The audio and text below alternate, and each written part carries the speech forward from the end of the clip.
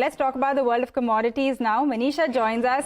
Manisha, you're going to tell us about that decline we've seen in crude prices overnight. Oh, well, yes, and it has been to the tune of 2%, and with that, we are trading now at a two-week lows when it comes to the crude prices. So much so that the WTI crude is now trading below $80 a barrel. So that is a bit of a breach on the technical charts, as you can say.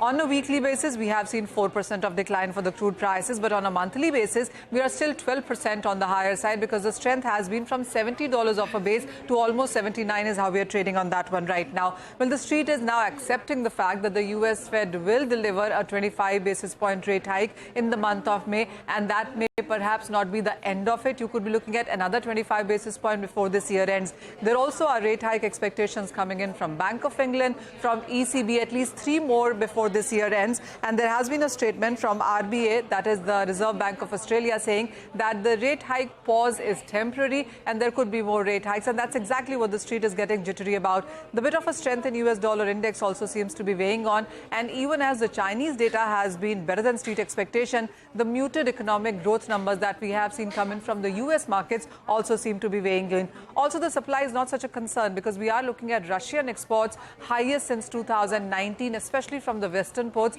and that tells you that the supplies from Russia will continue even as they have been talking about cutting output. The markets also are looking at strong China demand numbers, at least for the month of March, and that is where we are seeing a reaction from. The US heating oil, when you look at the numbers there, is that the demand that is the lowest since 2022 January, and that's weighing onto the prices as well. So a bit of a contradicting fundamentals right now, but the street is still looking at the demand numbers, especially coming out from Europe and US, and that is weighing onto the prices right now.